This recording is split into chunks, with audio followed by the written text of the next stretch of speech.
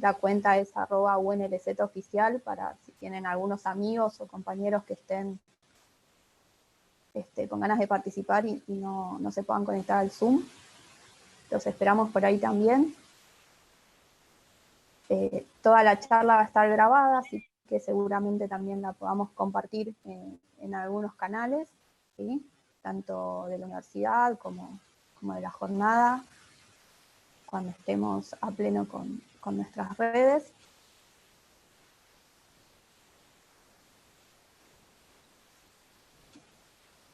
Y si alguien quiere ver por YouTube, ¿qué hace? Entra al YouTube y pregunta por qué. En el canal de la Universidad de Lomas de Zamora, el UNLZ oficial. Ahora los pasamos a todos. Estoy haciendo como muchas cosas a la vez, por eso por ahí a veces. Claro, estoy habilitando a la gente que entre, también estoy habilitando el canal de YouTube, que esté todo grabándose, que esté todo bien. Pero bueno, ya podemos ir comenzando. Voy a hacer, para los que no me conocen, me voy a presentar primero que nada. Mi nombre es Noeli Cristi, yo soy coordinadora de las jornadas de comunicación estratégica de la Universidad de Lomas. En nombre de toda la universidad les doy la bienvenida a este espacio virtual que creamos, que tenemos la posibilidad de hacer, un poco empujados por la situación que todos estamos viviendo en todo el mundo. Les agradezco por estar esta tarde con nosotros. Este es nuestro primer encuentro virtual. Este es el ciclo Campañas, Conversaciones con referentes y especialistas en comunicación política. Vamos a ir recibiendo a otras personalidades también y seguro se van a ir enterando a través de nuestras redes sociales o por correo electrónico, quienes nos proveyeron y nos autorizaron. Les vamos a enviar invitaciones para nuevos encuentros. Institucionalmente le quiero agradecer a la universidad, a todo el equipo de trabajo que nos acompaña siempre, al decano de la Facultad de Ciencias Sociales, que es quien impulsa este tipo de actividades y este tipo de encuentros, Gustavo Naón, y también a ustedes por tomarse este rato para estar con nosotros. Esta instancia virtual es la que encontramos en este contexto para reunirnos, ¿sí? Para darle continuidad a las jornadas de comunicación estratégica, que es un espacio que comenzó hace 2 años en la Universidad de Lomas de Zamora, en la Facultad de Ciencias Sociales. Ioni fue de los primeros que nos acompañó en aquel 2018. Y bueno, en 2 años tuvimos la visita de referentes internacionales muy importantes como Manuel Castells, Robert Edman, Mario Riorda, Luciano Elizalde, Natalia Lurete y muchas otras personas vinculadas a la comunicación, que son amigos sobre todo, y eso está bueno recalcarlo. Como decimos, o como empezamos a pensar nosotros este año, a la jornada como un espacio y no como un acontecimiento que se da una sola vez en el año, y es un espacio que propiciamos desde la universidad para repensar, para analizar, para reflexionar y debatir todo lo que viene en torno a la comunicación, y bueno, escuchar a la gente que sabe es uno de nuestros pilares. Como les decía, vamos a seguir a través de esta modalidad virtual, invitando personalidades, proponiendo actividades, así que los esperamos siempre que puedan y les interese seguir vinculados con nosotros. En este caso, lo que les pido es que vamos a tener la conversación entre Ioni y Jaime, y las preguntas que quieran hacer las pueden volcar a través del chat, así cuando terminamos, y tenemos un permitimos a ambos, ¿sí? Y bueno, ahora sí, formalmente la presentación. El colaborador académico en la George Washington University, el socio fundador de VIA Consulting, ganador del premio Rising Star 2014, otorgado por la revista Campaigns and Elections, y de un Victory Award como consultor de imagen política del año 2014. Él trabajó en gobiernos y campañas en Estados Unidos, Argentina, Brasil, Ecuador, Paraguay, México. Y entre sus últimos trabajos se encuentran la asesoría al PT en Brasil, la campaña presidencial de Rafael Correa en 2013, la comunicación de la vicepresidencia de Ecuador y la campaña de Lenín Moreno en 2017. Y Jaime Durán Barba, ya lo conocen, pero lo presento igual, estratega, asesor del gobierno de Mauricio Macri aquí en Argentina, profesor en la George Washington University. Tiene publicados decenas de libros, entre los que destacamos Mujer, Sexualidad, Internet y Política, El Arte de Ganar, 100 peldaños al poder, entre tantos otros. Es miembro del Club Político Argentino y también columnista del periódico Perfil, al que seguramente lean los domingos aquí en Buenos Aires. Tiene más de 35 años de experiencia en campañas electorales y estrategias de comunicación para gobiernos de varios países de América Latina. Ahora sí, sin más palabras, los dejo a Ioni y a Jaime para que puedan conversar, y muchas gracias por venir y por aceptar la invitación, Jaime, de verdad. Gracias. Bueno, Noelí, muchísimas gracias. Bueno, para mí es un gusto enorme poder conversar con vos, Jaime. Nos conocemos bastante, compartimos muchos seminarios y muchos congresos, pero creo que pocas veces tuvimos la oportunidad de hablar tranquilos, sin estar corriendo a ningún lado, y sobre temas de consultoría política, de filosofía política, de cómo ves o cómo vemos las cosas. Eso que en general uno no se toma el tiempo de conversar, y eso es lo que me interesa hacer hoy. Salir un poquito de la coyuntura de la que venimos hablando todos los días hace 2 meses y que ya nos tiene un poquito saturados, y tomarnos este tiempo de reflexión para poder comenzar de cosas quizás que creemos un poco más interesantes. Y para eso quería empezar, Jaime, con una pregunta general, amplia, para dejarte desarrollar. Y te quería preguntar, cuando te preguntan de qué trabajás, ¿vos qué respondés? No tengo muy claro, hago de todo. Mi vocación más profunda es ser maestro. He sido profesor toda mi vida y esté en donde esté, sigo dando mis cursos. La Washington tiene el posgrado en español que se hace por internet, lo cual fue muy conveniente en la pandemia. Para mí, los días miércoles son sagrados. Soy un maestro que ama la cátedra, ama a los alumnos, me dedico a preparar mi clase y dicto 3 horas de clase desde las 6 de la tarde de Washington a alumnos. Este año el posgrado fue maravilloso porque tenía 2 alumnas en Nueva York. Una de ellas trabajaba con el alcalde de Nueva York, era una periodista. Tenía 2 en España, varios en México, varios en Brasil. Y claro, el curso empezó antes de que se presente la pandemia, pero según se fue presentando y siendo varios de los cursantes políticos importantes de sus países, fue apasionante la discusión entre senadores, diputados mexicanos, oficiales de la ciudad de Nueva York, políticos españoles, sobre qué estaba pasando y qué se podía hacer desde el punto de vista de la materia. Yo dicto la materia de estrategia política. Ha sido tal vez el curso más emocionante de mi vida, también emocionante por lo trágico. O sea, una de las noches, la amiga que es periodista en el comité del alcalde de Nueva York, claro, es norteamericana y no se percató de que el profesor era latino, dijo, bueno, esto es terrible. Nunca pensé ver en Nueva York decenas de colchones con gente agonizando, muertos por todo lado, no hay espacio para nada. Esto parece América Latina. Entonces le dije yo, oye, el profesor es latinoamericano y muy latinoamericano.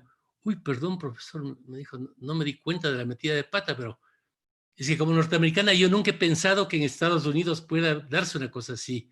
Y mil disculpas de América Latina, sí, le entiendo. O sea, la gente estaba muy tensa.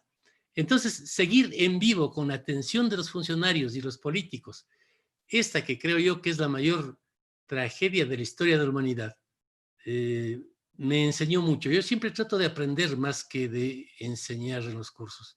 Y creo que aprendí muchísimo.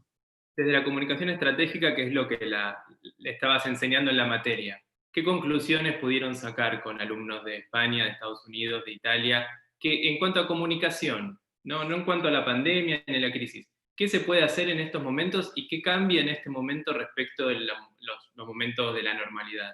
No había una conclusión, había enfrentar coyunturas.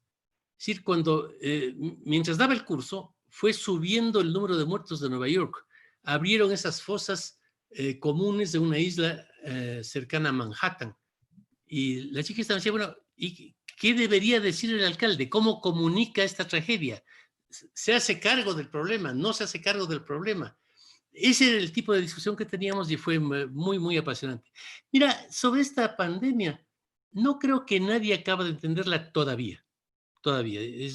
Es un fenómeno descomunal. Yo en mi columna de perfil he insistido, y este domingo insistiré más, en que esta pandemia es a la revolución de la inteligencia lo que fue la crisis de la papa irlandesa a la revolución industrial. No es que la crisis de la papa cambió el mundo, pero fue un detonante para que todos los efectos de la revolución industrial estallaran, se diese la mayor migración de la historia de la humanidad, nazcan Estados Unidos, Canadá, Australia, Nueva Zelanda, Argentina, cambió el mundo. Pero no es por la papa. La papa fue el detonante de un enorme conjunto de temas y problemas que habían por la revolución industrial. Esto ha pasado con la pandemia. El cambio de la sociedad ya venía de antes. Es algo que hemos discutido también cuando tú estuviste en la universidad, sobre esto que es la nueva política. Hay una crisis de la representación y de las formas de comunicación de la política que tiene que ver con una crisis total de los seres humanos. Los seres humanos estamos distintos. Y entonces esta pandemia lo que hizo es acelerar esos procesos, obligó a un curso intensivo de Internet a la mitad de la humanidad que quedó encerrada en sus casas, y personas que nunca habían entrado al Internet de pronto tuvieron que hacer compras por la pantalla. Creo que se hizo más cibernético el mundo, y también nuestra universidad tiene mucho contacto con otras universidades. Nunca tuvimos tanto como ahora, porque ante la pandemia nos hemos vinculado inmediatamente con Oxford, con Stanford, con los últimos adelantos en medicina, en cibernética, en ciencias sociales, y la discusión ha sido de una enorme riqueza. Yo creo que en estos meses de la pandemia todas las ciencias, incluidas las sociales, avanzaron décadas, y vamos a una sociedad distinta que va a ser la que surge en los próximos 10 años. Y en la sociedad, si me tuvieras que decir, ¿qué es lo más importante que crees que va a cambiar en la sociedad, en el votante o en el ciudadano a partir de esta crisis? ¿Qué sería? ¿Sería mayor conectividad? ¿Sería haber pasado, o sea, sería haber manejado un momento donde había un solo tema de conversación? ¿Cómo lo evaluás? Venía dándose ya un fenómeno desde hace algunos años. En el año 2003, con Santiago Nieto, trabajamos en la campaña mexicana y sacamos el libro Mujer, Sexualidad, Internet y Política, en el que defendíamos que la feminización de la cultura occidental y la irrupción de la técnica habían cambiado a los electores mexicanos de una manera impresionante. Está ya lista la segunda edición de ese libro, que es el que más aprecio de todos los que he escrito. Está para salir en Buenos Aires con Random House. La pandemia nos bochó el lanzamiento. Pero, ¿qué pasa ahí? Nosotros sacamos ese libro a partir de las elecciones mexicanas del 2003, y recién en el 2007 se produjo la gran revolución de las redes. En el 2007 prácticamente aparece YouTube, Facebook, Twitter, una serie de plataformas, y se aceleran los ordenadores de una manera descomunal. El equivalente a la máquina de vapor en esta nueva revolución, la revolución de la inteligencia, son los ordenadores. Ordenadores que ahora hacen billones de operaciones por segundo. Eso se aceleró más desde 2007. Y entonces tuvieron mucha fuerza a nivel de las empresas, que siempre están más adelante que la política, estas nuevas empresas basadas en la confianza. Estamos hablando de Airbnb, Uber, Mercado Libre en el caso argentino, empresas que funcionan con otro concepto de la propiedad y otro concepto de la relación entre el usuario y la empresa. Eso ha ido impactando poco a poco en la política, que es la actividad humana más retrasada, porque los políticos y quienes estudiamos la política tendemos a caer en la egolatría, y está todo el estudio de Owen sobre el complejo de Hubris, que creo que retrasa a la política siempre. La empresa privada está mucho más adelante. ¿Qué pasó? Los electores, y fue la primera inquietud en nuestro primer libro del 2003, y hemos profundizado en eso, sobre todo en el libro Política en el siglo XXI, que sacamos en Buenos Aires, los electores empezaron a vincularse cada vez más entre ellos, prescindiendo de intermediarios. Pasaron por encima del cura, del partido, del doctor, y simplemente yo me conecto con Pedro, que tal vez no está ni en este país, y nos hacemos amigos y nos comunicamos, y todos los estudios dicen que el elector, el ciudadano, le cree más a ese círculo de amigos, reales o virtuales, que a la propaganda de un partido político o a lo que diga un líder político. Esto decía también Manuel Moray Araujo en el libro El poder de la conversación. Tiene todo un capítulo también sobre la sociedad que en ese momento recién empezaba a estar online, sobre cómo esa horizontalidad, una sociedad mucho más horizontal, se iba a generar otros mecanismos de conversación y mecanismos de interacción entre la gente que iban a generar quizás gente mucho más propensa a ponerse detrás de causas, de grandes causas, que de candidatos. ¿Qué opinas un poco sobre eso? Más que de causas, lo que Manolo decía, él tuvo mucha influencia en mí. Yo estudié la década de los 70 en Argentina, estuve primero 2 años en Mendoza, en la Universidad Nacional de Cuyo, a donde fui con la ilusión de hacer una tesis sobre las relaciones del pensamiento de Aníbal Ponce con Carlos Mariátegui. En ese entonces yo estaba muy a la izquierda, creía que la democracia era un disparate, las encuestas también, y todas estas cosas eran idioteces. Pasé 2 años en Mendoza, en un momento muy especial, porque había ganado las elecciones Alberto Martínez Vaca, que era de la tendencia de la juventud peronista, aunque no era muy joven.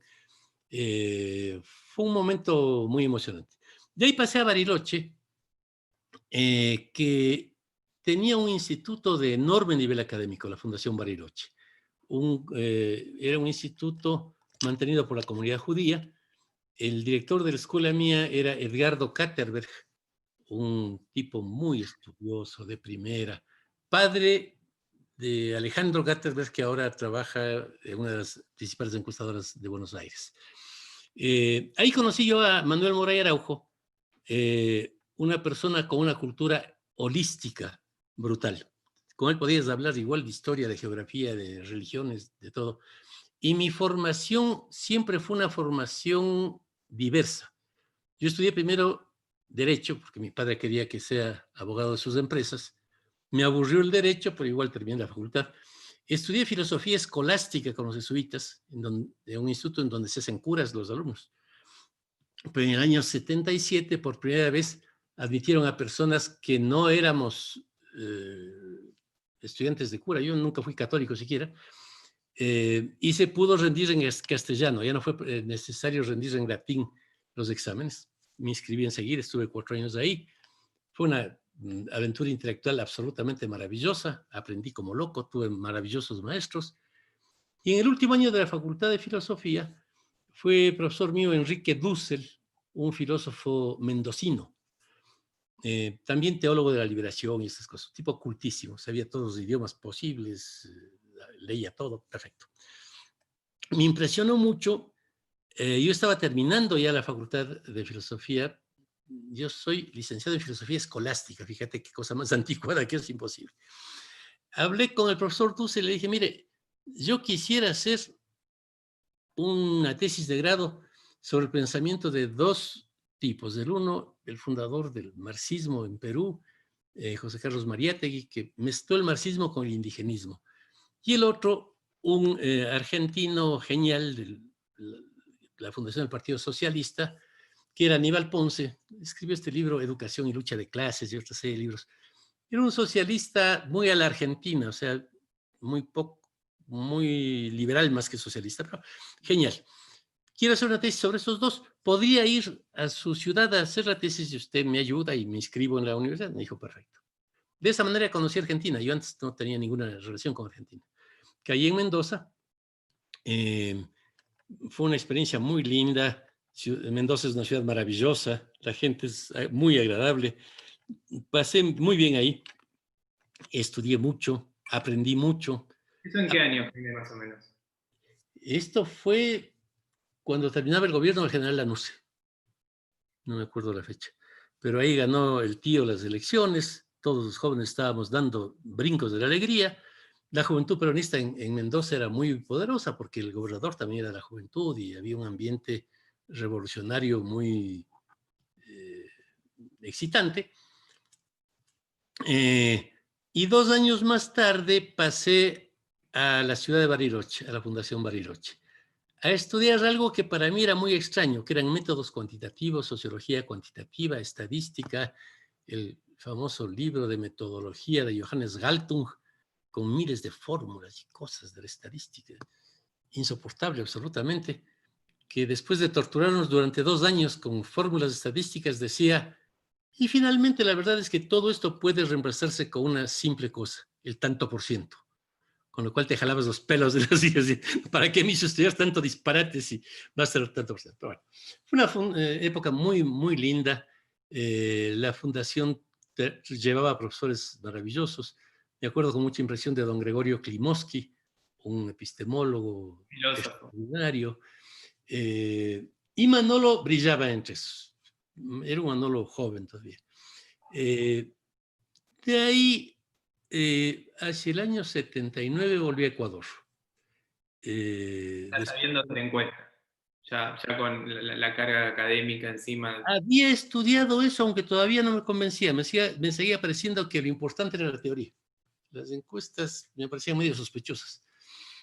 Cuando llegué a Ecuador, un ex profesor mío del Colegio San Gabriel, Osvaldo Hurtado, formaba parte del binomio presidencial con Jaime Roldós. Hablamos, me dijo, mira, más allá de que vos sos izquierdista, has estudiado esta cosa, las encuestas, ayúdame haciendo una encuesta. ¿Cómo se hace? Fue así como en el 79 apliqué la primera encuesta política de la historia del Ecuador. Nunca se había hecho una. Aplicamos esta, claro, yo metí todo un capítulo sobre la conciencia de clase de los obreros que podía ser afectada por la democracia burguesa. No me sirvió de mucho porque en la encuesta ningún obrero votaba por la izquierda, todos eran populistas. Pero bueno, por ahí empezó mi crisis también con otras cosas. Esta encuesta... ¿Cómo? ¿Esta elección la ganó Roldós? Claro, la ganó Roldós, que se suponía que era el que no podía ganar. Todo el mundo creía que sería presidente Sixto Durán, pero ganó imprevistamente Roldós, que estaba apoyado por Asaad Bucaram, el tío del actual Abdalá Bucaram. Cuando ganó Roldós, a poco tuvo un accidente de tránsito, de avión, y quedó de presidente Hurtado, un hombre muy preparado, Hurtado, un tipo con una cabeza excepcional, que inmediatamente quiso apoyarse con más encuestas y quisiéramos más encuestas.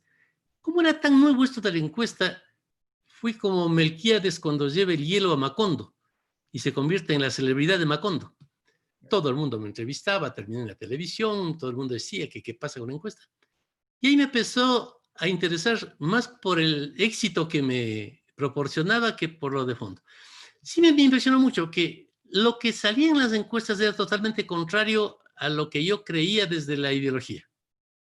La gente no funcionaba como debía funcionar. Ya me pasó con la tesis de grado que hice para la Fundación Bariloche acerca de la masacre del 15 de noviembre de 1922 y el resurgimiento del Partido Socialista. En la mitología izquierdista en la que yo me formé, habían muerto 10.000 personas en esa masacre, había sido la gran sublevación de los obreros anarquistas, etcétera, etcétera. Cuando vine a sacar datos, porque en la fundación tú podías tener la teoría que quieras. Proletariado, perfecto. Muertos, perfecto. ¿Qué es esto de proletariado? Obreros, ¿no es cierto? Sí. Obreros industriales. Sí. Viven en zonas cercanas, en barrios obreros, y se crea la conciencia de clase. Sí. Bueno, vaya a Guayaquil y cuente. ¿Cuántas fábricas había? ¿Cuántos obreros? ¿Cuántos barrios? ¿En qué proximidad vivían? Y eso. Me pareció una pregunta medio absurda, pero bueno. Usted dice que murieron 10.000 personas en la masacre. Traiga la lista de los muertos. ¿Y cómo eso? Vaya al registro civil y ve el registro de defunciones. Haga algo que acabo de hacer ahorita para la pandemia en Guayaquil, porque Guayaquil vivió una situación espantosa. Yo quería ayudar, no por ningún contrato ni por nada, sino por la vida. ¿Cómo sabes cuántos mueren por la pandemia en Guayaquil realmente? Tomamos los datos de noviembre, diciembre y enero. hicimos un promedio de cuántas personas son enterradas diariamente, 37.6. En abril vimos cuántos eran enterrados. El 6 de abril fueron enterrados no les podían enterrar, se murieron 460. Teóricamente, la diferencia entre 37 y 460 son los muertos del coronavirus.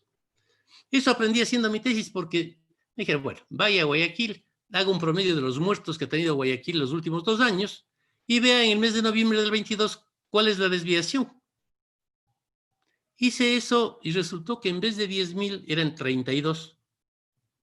Tomé los nombres de los 32 y empecé a sentir que a veces los estudios cuantitativistas que yo tanto despreciaba rompían mitos, porque una cosa son 32 y otra cosa 10,000. Cuando investigué sobre las fábricas, no había fábricas en Guayaquil en ese tiempo y por tanto no había proletarios. O sea, cuando tú vas de la teoría a la realidad concreta, a veces se producen líos. Con las encuestas me pasó eso, muchas cosas que suponían no pasaban. Me empecé a interesar más académicamente en el tema. Yo había formado cuando estaba en Argentina, también en el 76, el Instituto Nacional de Formación Obrera y Campesina, INFOC, para formar a revolucionarios que ayudaran a la revolución proletaria. Cuando ya volví y empecé a hacer estas encuestas y esto, INFOC terminó siendo Informe Confidencial, que es la encuestadora ahora conocida con oficinas en Buenos Aires, en México, en Ecuador. Y ahora te tengo que preguntar, ¿cómo pasaste de estar trabajando para la revolución proletaria en Bariloche a trabajar con Cambiemos y ser casi un vocero en algún momento, un actor político de una coalición electoral para la que vos trabajaste? ¿Cómo fue esa transformación en, no sé, 40 años? En el fondo, hay muchos puntos en común. Cuando yo estuve en la izquierda no fui comunista, me parecía que los comunistas eran muy de derecha, era gente tremendamente conservadora. La moral sexual de los comunistas era abrumadora, era igualita al Opus Dei, que yo detestaba al Opus Dei. Yo estudié con los jesuitas primaria, secundaria y universidad, pero nunca fui católico. No me gustaba esa forma de ver el mundo. El comunismo era parecido, tenía verdades que me parecían también un poco absurdas. En el año 68 los jóvenes perdimos la cabeza, estábamos luchando contra la invasión yanqui a Vietnam, y si se volviera a producir, volvería a ser lo mismo. No es que he cambiado, volvería a ser lo mismo, me parece perfecto. Había que luchar por un pequeño país al que Estados Unidos le lanzó el doble de bombas de las que se lanzaron en la Segunda Guerra Mundial, a un pequeñito país. Es una infamia. Todo era mentira. La guerra esa se formó por un truco de la CIA en el incidente de Tonkin. En fin, había que estar con Vietnam. Perfecto. Si volviera a pasar eso, volvería a estar haciendo manifestaciones como hacía de estudiante contra la invasión a Vietnam. Pero era el momento. Era un momento en que el mundo se polarizaba entre la revolución y el imperialismo y el capitalismo.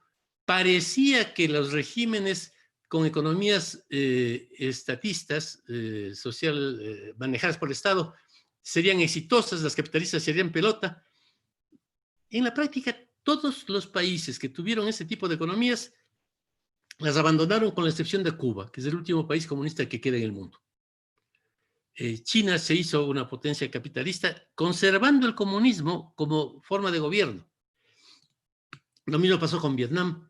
2 colegas míos de la universidad vinieron hace poco de Vietnam y contaban que no hay país más amistoso para los turistas norteamericanos que Vietnam. Vietnam cerró la cosa, yo creo que fue una infamia lo que les hicieron a ellos. Peor lo que pasó con Camboya. Tú sabes que actualmente el 40% del territorio camboyano no se puede usar por las minas que dejaron los norteamericanos. Pero Camboya tiene ahora una monarquía instaurada por los vietnamitas comunistas que ha llegado a un muy buen nivel de desarrollo con una economía de mercado.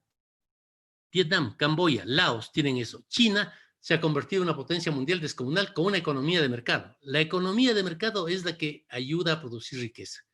No conozco ningún caso de un país que ha llegado a ser una potencia económica con economías centralmente planificadas. No existe. La pregunta entonces, ¿qué viste en Cambiemos o en Juntos por el Cambio que representaban los mismos valores que vos creías cuando tenías 20, 25 años? Mira, los valores de fondo son aprender que no hay muchos valores. Cuando yo estudié filosofía, mi autor favorito sin duda fue Bertrand Russell, El principio de matemática, que lo que te demuestra es que las construcciones intelectuales son construcciones que parten de determinados prejuicios, en definitiva, los axiomas. Y hay que tener una mentalidad científica, que es lo que yo promuevo siempre. ¿Qué significa? Ser riguroso en la construcción conceptual de los axiomas. Aplicar esos axiomas a la realidad y ver si funcionan o no funcionan. Si funcionan, funcionan, y si no funcionan, a la basura, no hay problema. Hecha esa constatación, cuantificar. Finalmente hay que tener números. Hechos los números, esbozar teorías generales que son siempre provisionales, que se vuelven a contrastar en una nueva circunstancia. Eso he hecho siempre. O sea, empecé pensando que el mundo iba al socialismo, que la democracia era un disparate. Trabajando vi que eso no funcionaba, que la gente no creía en eso. Vi que había valores distintos también, porque la derecha tiene una serie de ideas, en mi concepto, equivocadas. Puede ser que el equivocado sea yo, pero en mi concepto son equivocadas, muy reaccionarias sobre la sexualidad, la mujer, etc. Yo siempre estuve de cabeza metido en las cuestiones feministas. Actualmente participo de la campaña de Amnesty International para conseguir 1 millón de firmas para que liberen a una abogada que lucha por los derechos humanos en Irán. Mando mails por todo lado, me muevo como loco para conseguir 1 millón de firmas para que liberen a esa mujer. He hecho varias campañas para que no la piden a una mujer en Somalia, para que no la piden a otra mujer en Sudán. Yo siempre estoy luchando por los derechos de las mujeres centralmente y porque no se atropelle este tipo de cosas. Lo que es cierto, ustedes escribieron un libro sobre mujer, sexualidad, política, internet, no me acuerdo bien el nombre, pero sí, que adelantaba este feminismo de la política lo acabas de mencionar, no sé, pero hace unos, no sé, casi 20 años, 15 años. Ese libro lo escribimos en la campaña mexicana del 2003. Claro, y lo publicamos en el Fondo de Cultura Económica de México. Y es impresionante cómo adelantó un poco lo que estamos viviendo ahora, entre Internet y la prominencia de la mujer en la política. Sobre el tema mujer, en el año, fíjate, 87, publicó un libro que se llama Estrategia para Campañas Electorales, que es un libro dedicado a que las mujeres les ganen las elecciones a los hombres. ¿Cómo pueden las mujeres, usando legítimamente ventajas que tienen por ser mujeres, ganar las elecciones a los hombres? Eso lo hice en el 87. O sea, yo siempre estuve metido en ese tema con mucho entusiasmo, porque creo que los valores femeninos cambiaron Occidente y nos hicieron más civilizados. Bueno, ese es un tema interesante. Vos siempre hablaste que la píldora anticonceptiva un poco había hecho que la mujer salga del hogar, entre a trabajar, eso cambió la sociedad y un poco mejoró la sociedad con todos los valores que trae la mujer a la sociedad en la que antes estaba relegada, ¿no? Claro, en el año 58 se difunde la píldora anticonceptiva, 55. Y los hippies, los cuestionadores de la sociedad de Woodstock de los años 60 son los hijos de esas mujeres que ya usaban anticonceptivos.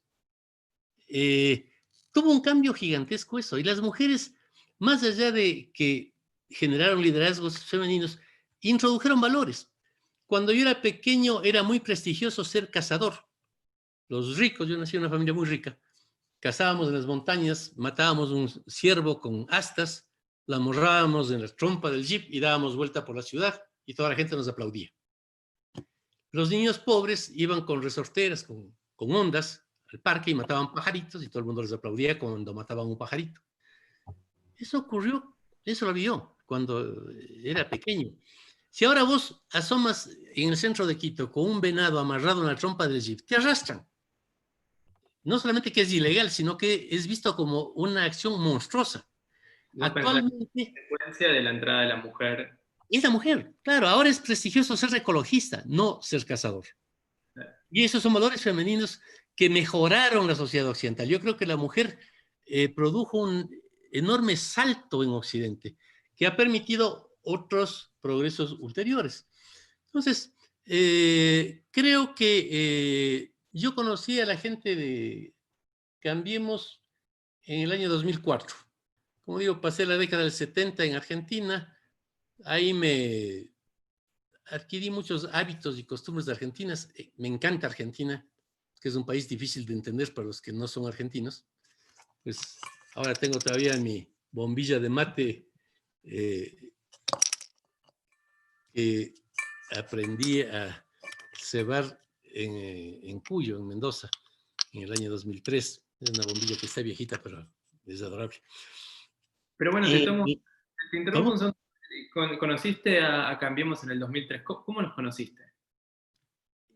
A Macri, Mira, bueno. desde que, como nosotros lo decíamos a Napolitan en todo, Napolitan dijo, cuando fue elegido por primera vez Clinton, que había que fundar una facultad de consultoría política, que no sea ni ciencia política ni marketing. Y bueno, muchos nos pusimos a hacer eso, y quien encabezó esto fue un tipo muy importante, al que tú conociste, Christopher Arterton, que fundó primeramente la facultad en la ciudad de Nueva York. Esa fue una equivocación, es como armar una facultad sobre el mercado de valores en Washington. Nadie entiende de eso y aburre. Entonces nos fue mal en Nueva York. Tuvimos 2 años, no teníamos alumnos. La Universidad de Nueva York nos retiró el apoyo. Entonces tratamos de llegar a la George Washington University explicándoles que era una profesión del futuro y esto y lo otro. Yo hice un paper como extranjero latino que explicaba para qué sirve esto. El paper del norteamericano lo hizo el propio Napolitan y terminamos aterrizando en Washington, donde al principio fuimos un instituto chiquito, teníamos un piso en un edificio, fuimos creciendo y Roberto Izurrieta, que había sido, él fue mi secretario privado durante 8 años. Cuando él se fue, los bancos no me cambiaban los cheques porque yo no firmaba como él mi firma. Entonces, un tipo muy preparado, muy valioso, hizo una maestría en South Illinois, después en la Washington, y como el decano Arterton había estado en Chile en el tiempo de la Unidad Popular, era muy pro-latinoamericano y quería que haya cosas latinoamericanas. Entonces, Roberto Izurrieta empezó a armar estos seminarios que se hacen 2 veces por año, uno en diciembre, otro me parece que es en marzo, atrayendo a muchos latinos a seguir estos cursos. En el año 2004, en el seminario de marzo, se acercaron unos argentinos, dijeron, hola, ¿qué tal? Nosotros perdimos las elecciones con un señor que se llama Macri en el 2003. Nuestro asesor fue el famoso, pues, Dick Morris. Dick Morris. Y Macri no quiere saber más de Morris, entonces nos ha mandado a buscar por el mundo consultores, asistimos a cuánto seminario hay, nos interesó su charla, pueden venir a hablar con Macri. Dije, bueno, en noviembre del 2004 aterricé en Buenos Aires y conocí a estas personas. Me entusiasmó mucho el que no estaban socializados en la política. Cuando yo fui estudiante en Mendoza y también en Bariloche, cantaba con entusiasmo la marcha peronista, era peronista, y me caían mal los radicales porque eran radicales. Los radicales cantaban su marcha, que es una derivación del himno de los Bersaglieri italianos, y todos se socializaban en las costumbres de sus partidos, peronistas, radicales, lo que fuera. Pues yo he estado muchísimo en México. México ha sido mi segunda patria. He sido siempre nómade. Casi siempre fui extranjero. Y es una sensación muy interesante. El sentir que los demás no te sienten de su nacionalidad. Eso me pasó a mí siempre.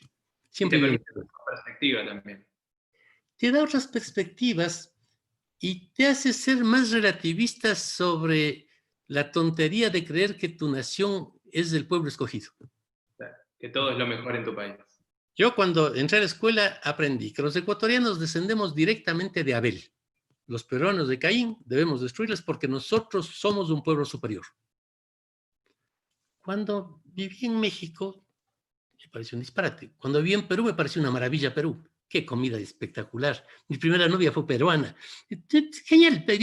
¿Por qué el Ecuador es un país tan maravilloso y los peruanos tan idiotas? No es cierto. Después, bueno, yo he vivido por todo lado. Viví en Estados Unidos, viví un tiempo en Asia del Sur y África Oriental.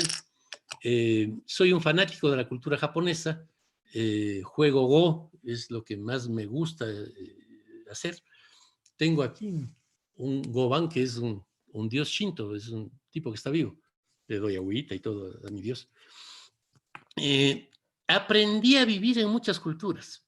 Aprendí lo hermosas que son las otras culturas y aprendí que ser extranjero es una ventaja, es una forma de ser, que es interesante. Pero bueno. Argentina, ¿cómo hiciste para conocerla? Bueno, conocías la idiosincrasia de cuando habías vivido acá un tiempo. Totalmente. Pero bueno, trabajando en la campaña que habías conocido recién a Macri, tuviste que hacer encuestas y focus group para entender un poco de nuevo la sociedad argentina. ¿Qué es lo que viste cuando llegaste? Sin encuestas y focus group no existe campaña moderna. No existe. La investigación es la clave. Yo conocía en Argentina a bastante gente, pero sobre todo a mi maestro Manuel Moreira Araujo.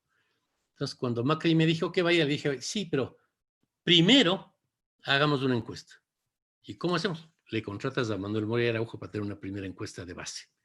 Manuel hizo esa encuesta. Manuel era un tipo muy culto, muy acucioso. La encuesta fue hermosa. Vimos las posibilidades de ganar de Mauricio y eran nulas. Tenía mala imagen en ese tiempo. Profundizamos por qué era esa mala imagen. Y se hizo la campaña del 2005 como una campaña para corregir imagen y para fabricar vacunas para una campaña de veras después. La idea fue, no importa que vos no seas diputado, tampoco tenía ningún interés Macri en ser diputado.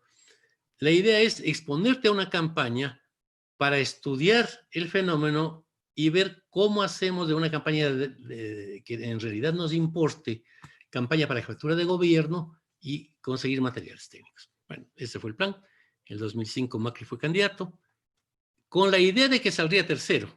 Cuando empezó la campaña, la señora Carrió nos llevaba con 18 puntos, Bielsa nos llevaba con 12 puntos, Néstor Kirchner tenía 80 de positivas en la ciudad de Buenos Aires, Cristina un poco menos, pero también así. Bielsa, un tipo muy preparado, nuestras posibilidades eran nulas. Pero se hizo un buen diseño de campaña, se investigó, y en esa campaña Macri sacó una serie de elementos que para nosotros fueron desconcertantes. Ganamos la campaña, porque la campaña nunca la gana el asesor. Si el candidato es bueno, él gana la campaña, el asesor puede ayudar un poco. Macri resultó un gran candidato. Cuando terminó esa campaña para diputado, en que nos fue tan bien, dijimos con Santiago, este puede llegar a presidente. Tiene capacidades especiales porque sintonizaba con algo que ya existía en ese tiempo en una buena porción de argentinos y de latinoamericanos, que ahora existe y que creo que se va a agudizar con la pandemia, que es la frase inventada por los argentinos, que se vayan todos. La gente ha llegado a hartarse de los políticos en todo el continente. Los partidos se están desmoronando de una manera increíble. Como te digo, yo he vivido mucho en México, adoro México, y el PRI parecía un partido eterno. Era el Partido de la Revolución Mexicana, que en el año 1930 se institucionalizó y ahora está disuelto. O sea, en las encuestas que hicimos en México hace poco, cuando ganó Andrés Manuel las elecciones, a una pregunta de ¿usted estaría más dispuesto a votar por un candidato auspiciado por el PRI o nunca votaría por un candidato del PRI? El 80% de mexicanos dijo que nunca votaría por un candidato del PRI. Eso era impensable hace 10 años, impensable. El PRI era el gran partido del país. Andrés Manuel, que es una persona muy astuta, ya vio eso hace un rato. Formó Morena y con eso se salió de su propio partido, del PRD, del cual él había sido líder mucho tiempo después de Cuauhtémoc Cárdenas. En realidad Morena que es Movimiento de Renovación Nacional, Morena. Alude también un poco a la Virgen Morena, que es la guadalupana. Es un movimiento antipartidista.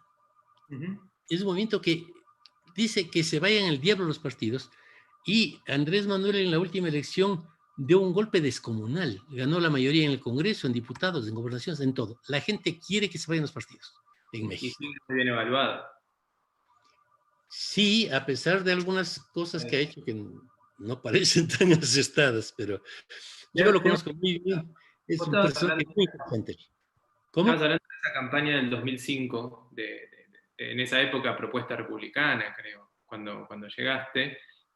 ¿Cuáles fueron los principales aciertos de esa estrategia que ustedes trajeron, que fue tan distinta a lo que se hacía acá en Argentina, que vos empezaste a tener un nombre y empezaste a ser conocido porque tus campañas tenían una lógica y se veían distintas? ¿Cuáles fueron esos, si tuvieras que resumir en algunos puntos? Mira, muy en síntesis, la idea es hacer la campaña desde la gente y no desde los dirigentes.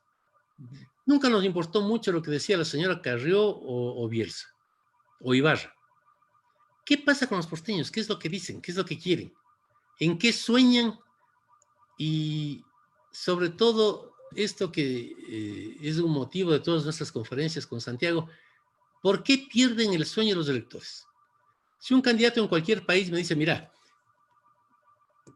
ahorita hemos estado reunidos con la gente de otro país que dice, fulano de tal que fue un gran presidente del país, es una gran marca, vamos a hablar sobre él para traer votos. Todo es posible. Hacemos una encuesta. ¿Cuántos le conocen a este señor? ¿Cuántos votarían por vos si saben que eres admirador de este hombre? Y es el 0.6% de ese país. Si eso dice la gente, no me importa que en la teoría haya sido un gran presidente, haya cambiado el país. No, no sirve. ¿Qué es lo que quita el sueño este momento? Estamos hablando del día de hoy. A los argentinos, a los porteños, a los ecuatorianos, al mundo. No morirse. Y más que no morirse, según las encuestas que hemos hecho en México, Argentina y Ecuador, lo que más le angustia a la gente es que no se mueran las personas a las que ellos quieren, que tienen más de 65 años. En Argentina, concretamente, hay un 50% de habitantes que dicen, nah, a mí no me va a caer el virus este. No, yo soy muy saludable. No. Pero mi mamá tiene 70 años y no quiero que se muera. O sea, es un sentimiento de solidaridad con sus mayores el que hace que tan masivamente la gente apoye las medidas de restricción de la pandemia. ¿Por qué han subido los números de Fernández y de Rodríguez Larreta? Porque están hablando de lo que quita el sueño a la gente. Ahora, si asoma un político y dice, no. Yo voy a pedir que reflexionen porque hemos cambiado los estatutos del partido.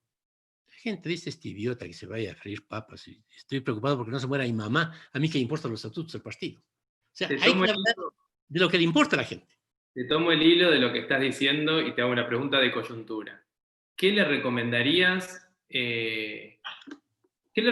a un presidente que está atravesando esta situación en América Latina, un presidente X? Y si querés, ¿qué le recomendarías a Alberto Fernández para, dentro de la comunicación, lo más importante para hacer en este momento?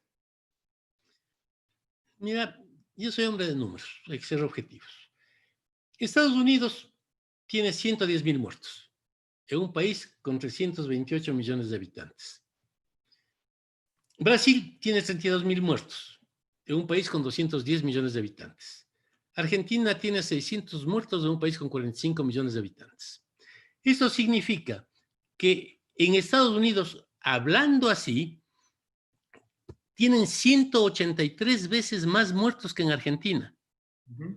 Pero ya racionalizando la cosa con el tamaño de los dos países. En Brasil tienen 53 veces más muertos que en Argentina. 53 veces. Ciertamente en Estados Unidos no tienen 183 veces más muertos porque el sistema hospitalario norteamericano es más deficiente que el argentino. Eso no es así. Ha habido un manejo inteligente para enfrentar la pandemia y si revisamos los números, eso es así. Ah, bueno, es que te has hecho peronista. No sean idiotas. Hay que ver la realidad. Hay un manejo que ha impedido la muerte de mucha gente. Si el día de hoy hubiesen hecho lo que hizo el señor Trump, que es el presidente más desastroso de la historia norteamericana, y hubiese 183 veces más muertos en Argentina, yo estaría furioso, escribiendo en perfil como loco para que lo destituyan a Fernández, a Larreta y a todos. Pero han hecho algo que es bueno. En principio, que no se muera la gente es bueno. No, pero esto lleva a una crisis económica.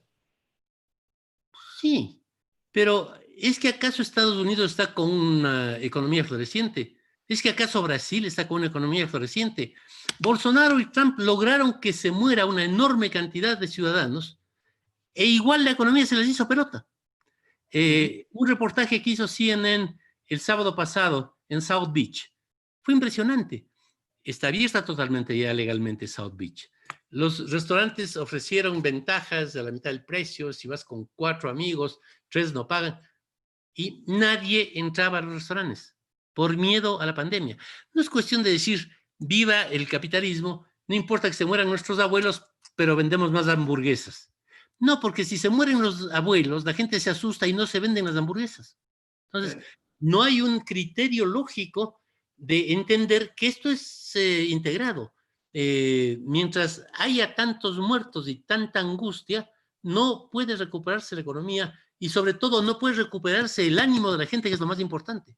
Y a nivel comunicacional, ¿qué recomendación podrías hacer de cómo transmitir, cómo comunicar este tema en medio de la pandemia? Y si crees que hay algún error que ves, saquemos el nombre de Alberto Fernández para no comprometer, los presidentes en la región en general, algún error que veas que es persistente y que podríamos recomendar algo para que no lo hagan. Mira, a nivel mundial hay 2 presidentes que son el monumento a lo que no hay que hacer. El señor Trump y el capitán Bolsonaro. El capitán es un desastre, comunica todo mal. ¿Cómo es posible que este hombre, siendo presidente elegido por los brasileros, encabece una marcha al local de los militares para pedir que haya un golpe de Estado? Eso es increíble, o sea, no tiene nombre. La eficiencia de la política de Bolsonaro frente a la pandemia es esa. Hay 53 veces más muertos que en Argentina. Lo de Trump no tiene remedio. Trump y Bolsonaro se han dedicado a hacer política. Entonces, Bolsonaro está dedicado a combatirle a Doria, al alcalde de Sao Paulo, a los otros gobernadores de oposición porque piensa en las elecciones. Trump está dedicado a combatir a Biden.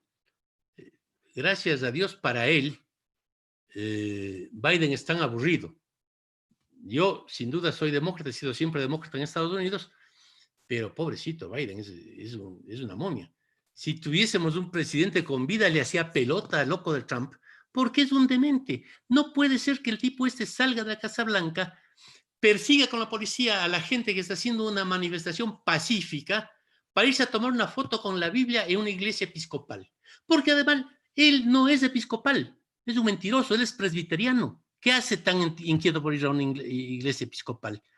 La iglesia episcopal en Washington tiene una obispa mujer y la obispa le censuró y le pidió que no vuelva a acercarse a un templo episcopal. Entonces, esa de hacer marketing político a los mordiscos es una tontería. Le quita votos episcopales. Después fue a la catedral católica de Washington, en donde hay un monumento al Papa Juan Pablo II, y se tomó una foto. Igual, el arzobispo católico de Washington le dijo que no vuelva a asomarse a un templo católico, que no haga campaña, perdió votos católicos y solo quedó como un tipo abusivo que se mete donde no le invitan. O sea, hacer eso es una locura. Sus declaraciones brutales de que va a sacar al ejército para reprimir a la gente que protesta por la muerte de Floyd son otra brutalidad. La Constitución americana no le permite. El presidente americano no puede sacar las Fuerzas Armadas para combatir al pueblo norteamericano. No puede.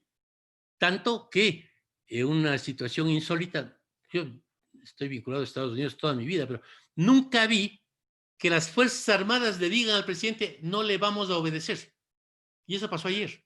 O sea, las locuras las están llevando Trump y Bolsonaro cuanto a salud, mueren como locos. En cuanto a economía, la economía se hizo pelota. En cuanto a la democracia, ponen en riesgo el sistema democrático de los dos países. Eso es lo que no hay que hacer. Volviendo al tema de las encuestas que estabas hablando hace un ratito, diciendo que las campañas tienen que ir donde la gente está, averiguar dónde la gente está y comunicarse con ellos donde la gente realmente está y no donde estamos nosotros, donde está la política, donde está el partido. Te pregunto si a veces no hay un abuso del uso de la encuesta en cuanto a, o se cree que hay un abuso del uso de la encuesta en cuanto a que el político hace todo lo que la encuesta le dice que haga. Si la encuesta le dice que opine que sea de izquierda, es de izquierda, si la encuesta le dice que sea de derecha, y me interesaría saber tu opinión sobre eso y que lo relaciones con tu época trabajando por la paz con el Perú, que según vos contaste alguna vez, la gente estaba muy en contra y vos tuviste que hacer una campaña en contra de lo que quería la gente. Sí, yo creo que un político que hace lo que dicen las encuestas es un idiota. No es un político. Las encuestas no son para que el político haga lo que dicen las encuestas. Son para comprender, no entender. Entender en latín viene de intus legere, leer en el interior, pero es una cosa fría. Comprender es mezclarse con el otro. El político tiene que mezclarse con el otro, comprender al elector y comprendiéndole, ver cómo lanza su mensaje. Efectivamente, en 1998 yo fui estratega jefe de la campaña de Yamil Maguad, ganamos las elecciones. Desde muy chico yo siempre estuve por la paz con Perú, cosa que en Ecuador era muy malo. Unos 4 años antes dinamitaron la casa de informe confidencial y casi nos reducen a pedazos por andar hablando de la paz. Por trabajar por la paz con Perú. Sí, directamente porque aparecía en la televisión hablando de la paz y que, ¡blum!, voló la casa. Yo siempre fui muy fanático de esa paz. De hecho, soy pacifista en general. No respaldo ninguna guerra en ningún sitio del mundo, pero peor una guerra entre hermanos latinoamericanos. Cuando ganó las elecciones Yamil Maguad, me dijo, vos sos un fanático de la paz, te nombro jefe de gabinete acá, tú has estado en Ecuador, secretario general del gobierno, tiene mucha relevancia y Claro. es un cargo importantísimo. Te nombro eso para ver si logramos una paz final con Perú. Durante 160 años han habido armisticios, pero yo quiero una paz, no un armisticio, que terminamos con esta cosa. Dije, bueno, si es para eso, sí, pero con un decreto que firmes antes en que me quites toda otra atribución. Yo quiero ser jefe de gabinete para la paz. No quiero saber nada, porque además soy un inútil. Yo no sé hacer contratos, yo no sé nada manejar las cosas económicas, no he firmado un cheque en mi vida. No, para la paz sí, yo me dedico a eso. Entonces me nombró secretario general para eso. El día en que tuvo lugar la ceremonia de cambio de mando, Yamil asumió como presidente, yo como secretario general, salíamos del Congreso, se acercó un edecán y nos dijo, la flota peruana avanza sobre Perú, porque estamos en plena guerra caliente, había muertos todos los días. Avanza sobre Perú y va sobre Guayaquil y van a bombardear Guayaquil. Pucha, dijimos, ¿y ahora? Ecuador es mucho más chiquito que Perú. Bélicamente era 10 veces más débil. Fuimos directamente al Palacio. El presidente Alarcón, el presidente saliente, nos había enseñado, tenía una consolita, un freehands, en el que había unos botones. Un botón decía Menem, otro decía Frei, otro decía Cardoso, el presidente de Brasil, y otro Departamento de Estado. Y otro decía Fujimori. Eran unos teléfonos para la guerra en los que tú aplastabas el botoncito ese y respondía el presidente correspondiente a la hora que sea, porque eran teléfonos rojos. Claro. Fuimos allá. Chamín me dijo, ¿qué hacemos? Le dije, mira, yo he vivido mucho en Argentina, ellos tienen 2 horas más tarde, o sea, ahorita en Ecuador son las 11 de la noche, en Argentina es la 1 de la mañana. Llamémosle primero a Menem, que debe estar ya dormido, pero llamarle a las 3 de la mañana sería muy grosero. Bueno, yo le conocí a Menem antes porque él está muy vinculado a la comunidad sirio-libanesa y Jaime Nebot Saadi, mi gran amigo, que fue candidato a la presidencia, visitó Argentina, yo le acompañé y ahí le conocí a Menem. Menem es un tipo muy simpático y con una memoria genial que reconoce nombres y todo esto. Apresamos el botón, respondió Menem, hablamos con él Él dijo, vean, hay que ser prácticos. Si actuamos con la Cancillería y las buenas costumbres, y usted consulta al canciller para ver si el canciller le consulta al otro y habla algún día con Fujimori, va a morirse medio mundo y esto no va a terminar nunca. Yo le propongo una cosa. El próximo sábado asume el nuevo presidente paraguayo. Estoy yo invitado. Yo soy una persona que cuando quiere hacer algo lo hace. Para ayudar a la paz, le propongo hacer lo siguiente. Yo le invito a usted a tomar café a las 5 de la tarde en el Hotel Guaraní de Asunción. Alberto, como le llamaba Fujimori, va a saber que me equivoco. Y a él también le voy a invitar a las 5 de la tarde en el Hotel Guaraní a tomar un café. Vienen a mi habitación y se encuentran por accidente. Porque si hacemos los trámites, esto no sirve para nada. Dijo, me acuerdo, presidente Maguad nunca crea en los diplomáticos, son una porquería. Se encuentran, hay que detener la guerra. Se encuentran y conversan y ahí veamos qué pasa. O sea que Menem armó el encuentro entre Maguad y Fujimori. Este fue el primer encuentro que condujo a la paz. Con un recurso de telenovela venezolana. Así. Es muy poco conocido porque Yamil es graduado en Harvard, le gusta lo formal, o sea, el canciller debe mandar la nota, y lo que proponía Menem era una cosa bastante disparatada desde el punto de vista de la formalidad, pero muy inteligente desde el punto de vista práctico. Enseguida hablamos con el presidente Cardoso, a quien Yamil tenía mucha admiración. Yo fui alumno de Cardoso en Chile, le tengo una gran admiración también. Y Fernando Enrique es como Yamil, un tipo formal, serio. Yamil le dijo, presidente, pasa esto. El presidente argentino propone hacer este encuentro accidental. Entonces dijo, mire, si yo le dijera a Itamaraty que quiero hacer una cosa así, me llevan al manicomio.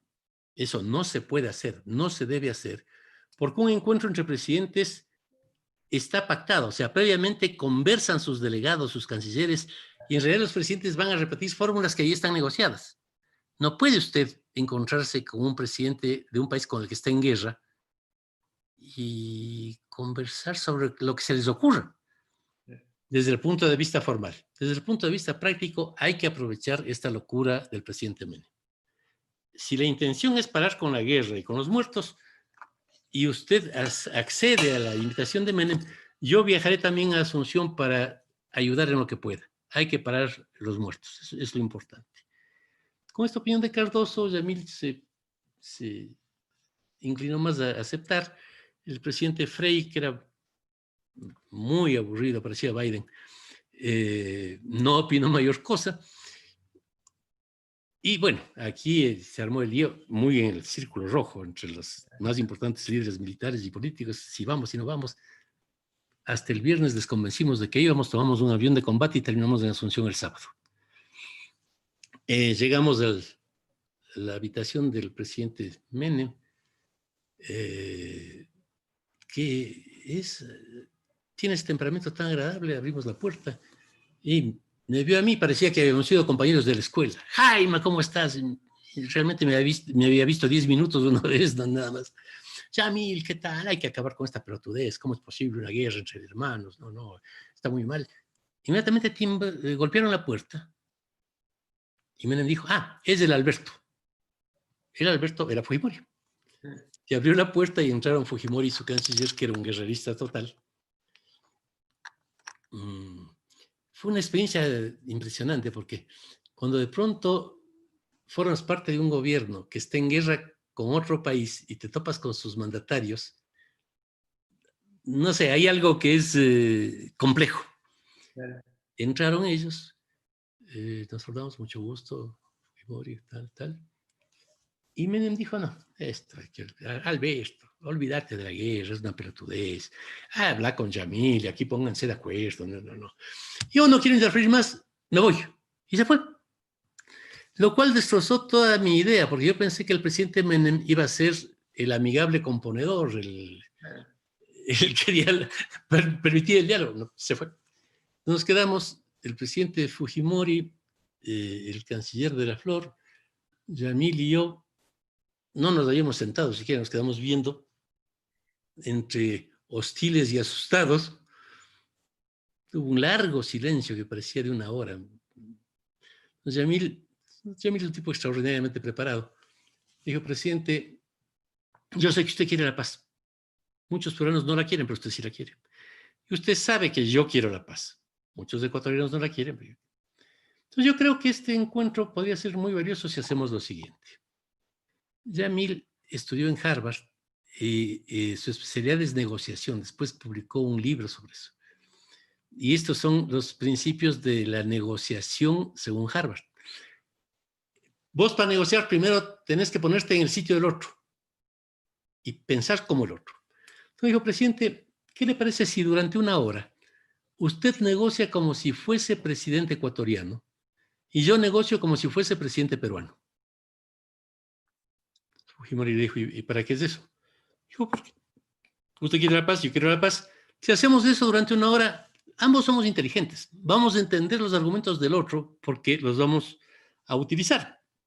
Después de entender los argumentos del otro, volvemos a nuestro sitio de presidentes ecuatoriano y peruano y empezamos a negociar en nuestros papeles reales. Fue de las pocas veces que le vi sonreír a Fujimori, porque él era muy inexpresivo en su rostro. Sonrió un poco y le dijo, presidente, mis servicios de inteligencia me han dicho que usted es muy inteligente y culto, pero la realidad excede a lo que me habían dicho.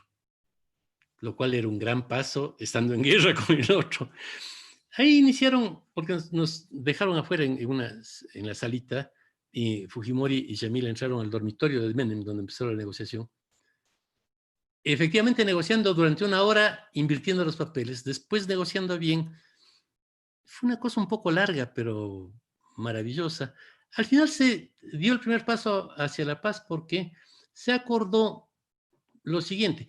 Cuando hay un conflicto limítrofe no hay un límite. No se puede decir que las tropas retrocedan del límite tantos kilómetros porque no hay límite. No hay un límite reconocido por las dos partes. Entonces lo que se acordó es que las tropas ecuatorianas y peruanas se retiren 5 kilómetros hacia el interior de sus países del sitio en que estén. Esto porque a 10 kilómetros de distancia ya no es posible el intercambio de fuego. Y dábamos un paso para la paz. Se hizo eso, ese fue el pacto, vino el presidente Cardoso, se inició un proceso espectacular de negociación que culminó en 1999, hacia finales, con la firma final de la paz en la ciudad de Brasilia. Esta es la cosa más importante que hice en mi vida, pero algo importante, lo que vos preguntabas. El 90% de los ecuatorianos decía que hay que destruir al Perú. Estaban en contra de la paz. Decían que no se puede firmar la paz si no logramos que Perú nos devuelva los territorios que supuestamente nos habían robado. Eso es imposible. Venía de la educación de los ecuatorianos de hace un siglo. Digamos, se les enseñaba que el enemigo era Perú. Yo entré a la escuela y supe que como descendiente de Abel tenía que matarles a los descendientes de Caín. Y todos los años de la escuela, del colegio y de la universidad había materias para alentar el odio al Perú. ¿Y cómo cambiaron ese sentir de la gente que se reflejaba en las encuestas? ¿O cuál era el riesgo también de seguir a las encuestas y decir, bueno, si las encuestas dicen que hay que atacar Perú, ataquemos Perú? ¿Qué es lo que piensan muchos consultores o lo que piensa la gente que hacemos los consultores? Es que una cosa es lo que la gente pensaba y otra lo que el presidente Maguad y yo también estábamos convencidos. Queríamos la paz, porque creíamos que la paz era buena, aunque la gente no la quiera. En la guerra caliente que hubo durante el gobierno del presidente Sixto Durán, hicimos muchas encuestas y Santiago Nieto, que es quien hace las encuestas de nuestro grupo, además de la pregunta, ¿usted estaría dispuesto a dar cualquier cosa con tal de destruir al Perú? Sí, el 90%. Metió otra preguntita por ahí. ¿Y usted estaría dispuesto a que suba la nafta en 10% para financiar la guerra? No el 75%. Cualquier cosa sí, la nafta no. Ahí vimos algo que ha sido clave para todo nuestro trabajo. Hay una distancia entre las preguntas políticamente correctas y lo que en realidad mueve a los electores. Y a los electores les mueve en realidad su vida cotidiana. Sabiendo eso, hicimos una enorme cantidad de investigaciones para explicarle a la gente, a usted le conviene la paz. No es posible que empleemos tanta plata para armamentos. No es posible que tengamos cerrada la frontera con Perú. Usted y sus hijos van a vivir mejor. Ahora, intentemos recuperar lo que se pueda, pero la paz es buena, la paz es importante. Y la paz es buena porque le ayuda a usted a vivir mejor. Eso se hizo y funcionó. Perfecto. Y ahora que hay tantas dudas sobre los resultados de las encuestas, que hay tantas encuestas, por ejemplo, las PASO que tuvimos en el 2019, que en teoría todas las encuestas daban un resultado y se dio un resultado muy opuesto, y tantos otros casos.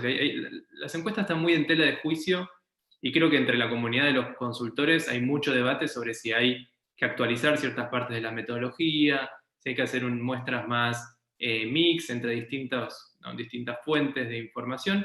Te pregunto, ¿vos creés que hay una razón por las encuestas que están fallando? ¿Se va a reemplazar la encuesta por el Big Data? ¿O vamos a seguir como estamos? Pensar que se van a cerrar los hospitales porque murieron 100.000 norteamericanos es absurdo. Claro que hay una equivocación y se murieron 100.000. Pero así es la vida, pues hay que mejorar los hospitales. No hay que ir a brujos de Umbanda en vez de hospitales. Las encuestas son lo que son. Es una herramienta para analizar la sociedad, poco útil para adivinar el futuro. Nunca fueron instrumentos para adivinar el futuro. Pero eso se complicó más con el tiempo. Originalmente las encuestas las hacen algunos periódicos norteamericanos con una forma muy torpe. Mandaban millones de cupones, recogían los cupones y predecían perfectamente los resultados. Eso pasó muchas veces. ¿Por qué? Porque los electores eran electores inmóviles. La inmensa mayoría de electores nunca salía de la provincia en que nació, del estado en que nació, no estaban expuestos a ningún cambio y así era la vida. Me acuerdo que en algunos estudios que se hicieron en Austria en 1980, el 75% de los austríacos votó toda su vida por un mismo partido. Toda su vida. Nunca votaban por otro. En las últimas elecciones perdieron los dos partidos tradicionales de Austria, la socialdemocracia y la democracia cristiana. Y ganaron dos grupos de locos. Los electores cambiaron. Los electores esos que no se movían con los cupones se podían estudiar. En 1930, un estudiante de matemáticas que estaba enamorado de una piba y su madre lo detestaba la eventual suegra era candidata a secretaria de Estado de Iowa. Y él dijo, yo para congraciarme voy a hacer una encuesta con esta vieja a ver si es que esto funciona. Hizo una encuesta. Al mismo tiempo que los periódicos mandaban millones de cupones, este señor era un estudiante, hizo una encuesta con una muestra válida y acertó plenamente en los resultados. Y de paso le ayudó a la vieja y de paso se casó con la hija. Todo perfecto. Gallup. Era Gallup. Ahí nacen las encuestas con muestras. O sea, es una muestra, es esta cuestión estadísticamente impecable. Funcionó durante mucho tiempo. Pero la gente fue cambiando. A partir de la radio, la democracia se amplió a personas que solamente escuchan cosas y no leen. A partir de la televisión, la democracia se amplió más y viene la gran polémica entre Joseph Napolitan, el fundador de nuestra profesión, y Tony Schwartz. Ambos participaban en la campaña del presidente Kennedy sobre la imagen. ¿Qué transmite más, la palabra o la imagen? Quedó claro después de esa campaña. Y bueno, la polémica siguió un tiempo entre imagen y palabra, pero las encuestas fueron enfrentándose cada vez más a electores que cambian de posiciones. No es tanto que fallan las encuestas, sino que es muy difícil poder adivinar lo que harán personas en el mundo líquido del que habla Bauman, un mundo líquido en el cual las personas cambian de actitud el rato que les da la gana y sobre todo en el que la agenda política terminó en la basura. Recuerdo hace 6 años en la campaña de Andrés Manuel López Obrador para la presidencia de México, estábamos en Morelos. Una manifestación enorme, unas 100,000 personas. Andrés Manuel dio un discurso de los que le gustan, estos discursos larguísimos, muy conceptuales. Yo estaba metido con la gente y Santiago en otro lado, mirando las reacciones. Acertó a bajarse de la pared un gato negro. Se bajó la pared y cruzó el escenario y se fue. Como todos los electores actuales son periodistas, todos sacaron su celular, filmaron al gato, subieron la imagen del gato al YouTube, discutieron si un gato negro trae mala suerte o no trae mala suerte, si va a perder Andrés Manuel las elecciones porque asomó ese gato. El gran tema de discusión no fue la reforma agraria de la que hablaba Andrés, sino el gato. Actualmente estamos invadidos por el Internet, que nos conecta a todos todo el tiempo, y en el Internet hablamos de lo que nosotros queremos. Hay muchísima gente que vos encontrarás en Buenos Aires, en México, en cualquier lado, con esos artefactos escuchando algo, con su iPod, el teléfono, lo que fuera. Mi pregunta es, ¿cuántos de esos se pasan escuchando la marcha de los jóvenes peronistas en ese artefacto? Y te puedo asegurar que nadie la escucha. Y la marcha radical tampoco. ¿Qué están escuchando? Están escuchando otras cosas que les interesan. Están conectándose para hablar de otras cosas.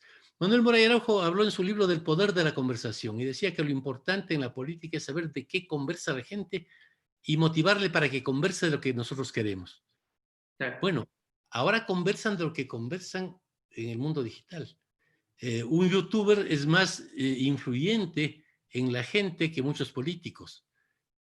Hay temas que se han vuelto vitales, el tema de los animales. Yo estoy muy de acuerdo con eso además, pero cuando yo era pequeño y un perro se enfermaba en la hacienda de mi padre, sacaba el revólver, le pegaba un tiro para que no sufra y listos. Esa era la relación con los animales. Si yo a mi nieto le digo que es bueno pegarle un tiro al Zeus, que es su perrito, me pega el tiro a mí. El perrito ese tiene psicólogo, va al médico, va al spa. Es otra relación con los animales, es otra relación con la vida. Yo creo que es urgente, todavía en algunos países no tenemos tanta conciencia, es urgente ser conscientes de lo grave que es el tema de la vida en el planeta. Hay que proteger la vida, hay que evitar el plástico. Hay una serie de tareas que son para la humanidad y que son urgentes. Pero eso es algo reciente, es algo que está en la política actual, pero mucha gente más joven y más vinculada al Internet y a eso, sí se interesa en esas cosas. Y se interesan en los discursos formales. Y ahora que venís hablando de Internet y la interconectividad entre la gente y la hiperinterconectividad de la gente que tenemos ahora, te llevo a la primera pregunta que te hice en esta charla, que es, con la pandemia, con todo esto que está cambiando, ¿cómo va a cambiar la ciudadanía en cuanto a su relación con la política? ¿Cómo va a cambiar el elector? Vos hablaste hace 15, 20 años de un elector hiperconectado, más, con valores más femeninos. ¿Qué nos espera para los próximos 10 años? Ese fue un proceso que empezó a fines del siglo pasado, se ha ido agudizando y creo que con esta pandemia se acelera de una manera descomunal. Esta pandemia significó un curso obligatorio de Internet para la mitad de la humanidad. Terminaron encerrados en su casa y muchas personas que nunca habían navegado de pronto aprendieron a navegar. De pronto empezaron a comprar a distancia, a trabajar a distancia, en 3 meses. O sea, yo creo que hubo un cambio en la mente de la gente. La gente se hizo más afecta a la realidad virtual y aprendió cosas. Yo personalmente he sido una persona muy metida en estas cosas y he escrito varios libros sobre tecnología, pero no sabía que existía el Zoom. No sabía hasta la pandemia. De pronto llegó la pandemia, teníamos que hacer una charla en México, me dije, es que el Zoom, ¿y qué es eso? Una cosa en que entran muchas personas, así. Aprendí. Todos hemos sufrido o hemos vivido un curso intensivo de Internet y de entender la sociedad cibernética en estos 3 meses. Y eso produce unas personas con otra mente distinta. Los valores de la sociedad del futuro son distintos a los valores de la sociedad antigua. La confianza, la colaboración priman sobre los mordiscos de macho alfa que eran los característicos de la política antigua. Viene una política nueva, pero viene sobre todo un ser humano nuevo relacionándose de maneras distintas. La robotización se va a acelerar de una manera descomunal. Cuando empezó la pandemia, ya había decenas de miles de camiones sin chofer en China y en Estados Unidos. Decenas de miles. Van a desaparecer los camioneros en 5 años. Esto se acelera. Los métodos de construcción que estaban desarrollándose ya. La impresión digital de edificios que se ha hecho en China estaba ya funcionando. Con todo lo que ocurrió, creo que la robotización de los coches, de los barcos, de los aviones va a acelerarse. Van a perderse decenas de miles de trabajos y profesiones enteras que eso ya decía Kurzweil en sus textos. Hay varias conferencias de Kurzweil en el internet que vale la pena ver. Pero todo eso se aceleró. Vamos a una sociedad distinta en la que todos esos trabajos se van a perder, pero la gente va a tener nuevos trabajos. La evolución de la técnica ha sido siempre esa. Cuando asomó la radio en 1920, todo el mundo pensó que se clausuraban los teatros, y por eso las radios de Buenos Aires transmitían desde teatros para que no se mueran los teatros. No, el Teatro de Buenos Aires sigue siendo maravilloso y magnífico y las radios existen por su lado. ¿Y cómo influye eso en las campañas políticas o en la comunicación de gobierno? Vamos a hacer mucha más, o sea, las redes sociales van a ser mucho más importantes, vamos a entrar a la casa en lugar de por la tele, por la radio y por las redes, también por Zoom. ¿Cómo ves las próximas campañas que se van a dar después de esto? Creo que progresivamente se implantará una política distinta. En eso Macri fue un pionero. Una política en la que no hay un tipo trepado en un podio dando discursos, sino alguien acompañando a la gente. El discurso más influyente en la última campaña de Macri fue el que pronunció cuando se produjo esa manifestación hacia la Casa Rosada a los 15 días de las PASO. Un discurso en que no dijo ni una sola palabra. Un discurso en que solo funcionó su body language. Entonces,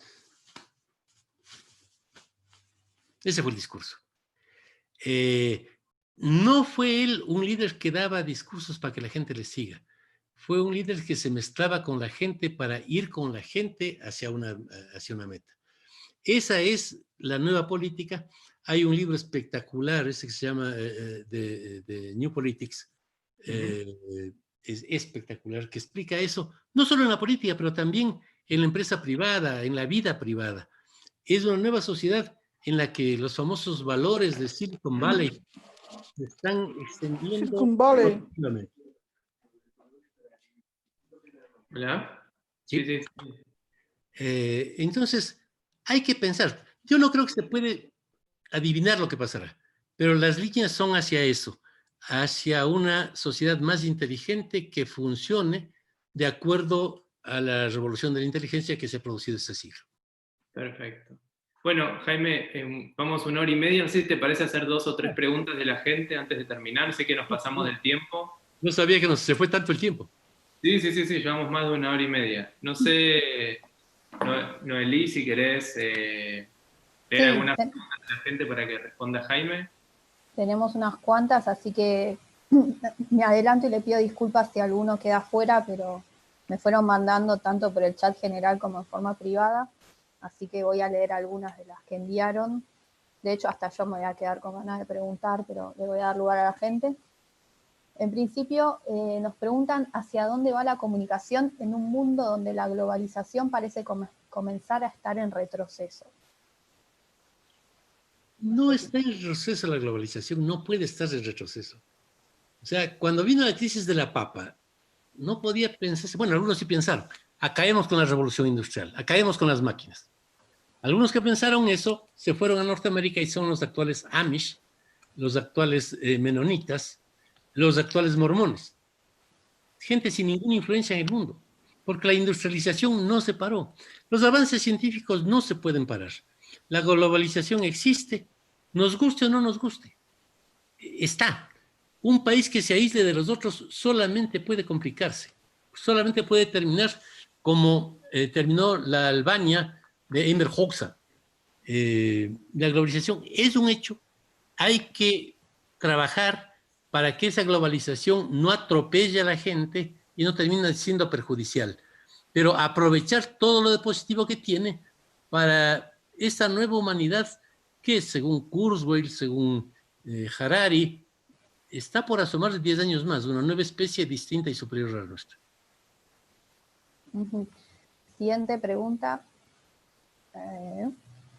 si creen que puede reconfigurarse el escenario político argentino post-pandemia diferente a las dos fuerzas dominantes que hubo desde 2015. ¿Cómo lo ven? Desde luego. Creo que en Argentina tenemos un problema y es suponer que la historia de la humanidad se explique por la lucha entre el peronismo y el antiperonismo. Y eso es algo bien reciente. La historia de la humanidad es mucho más antigua. En los libros en este libro que publicaron los intelectuales afines del gobierno, Fabián Bosoer del Clarín hizo un estudio maravilloso. ¿Qué palabras se mencionan y qué no se mencionan? Decenas de veces palabras de la guerra pasada, del siglo pasado, y no se menciona casi nada de lo actual. Este mundo tiene que ver, nos guste o no nos guste, con la globalización, con la hiperconexión, con nuevos dolores que han surgido de eso, y va a ser Silicon Valley el que determine a dónde vamos y no Cuba. No tengo nada contra Cuba, siempre fui partidario de la Revolución Cubana, me pareció genial, pero es un resto momificado del pasado. Esta pregunta, bueno, junto a algunas otras que me fueron haciendo, que fueron dejando. ¿Por qué creen que relatos alternativos sobre el coronavirus, por ejemplo, los movimientos antivacunas, el tema de la guerra entre China y Estados Unidos, lograron penetrar tanto en esta crisis, teniendo en cuenta que, como dijo Jaime durante la charla, el temor de la mayoría de la gente es no morirse? Por la superstición. O sea, los seres humanos desgraciadamente somos poco racionales. Es curioso que la red, que es un gran avance en la historia de la humanidad, el Internet, que logra comunicar a tanta gente, ha permitido que se forme el movimiento mundial terraplanista. Antes había un tipo que creía que la Tierra es plana, y bueno, vivía su vida. Con el Internet se conectó con otros, y ahora son miles de tipos que dicen la Tierra es plana. Y están manteniendo algo que claramente es una superstición. La lucha de los que luchan contra las vacunas es una brutalidad. Es evidente que las vacunas ayudan a detener las enfermedades y es poco probable que si algún dios hace 13.700 millones de años inició el Big Bang, lo haya iniciado pensando que no se vacunen los argentinos. Es muy poco probable.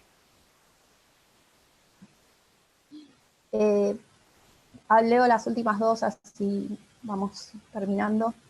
¿Qué lugar queda para la ética entre tanto pragmatismo electoral? El mismo lugar que tuvo siempre. Los políticos la usan para conseguir votos, pero hay que ser coherente con principios y no pasa nada distinto que antes. Creo que la sociedad de la informática, de la revolución de las comunicaciones es más transparente, por una simple razón. Antes el candidato podía mentir cualquier cosa. Ahora con la red,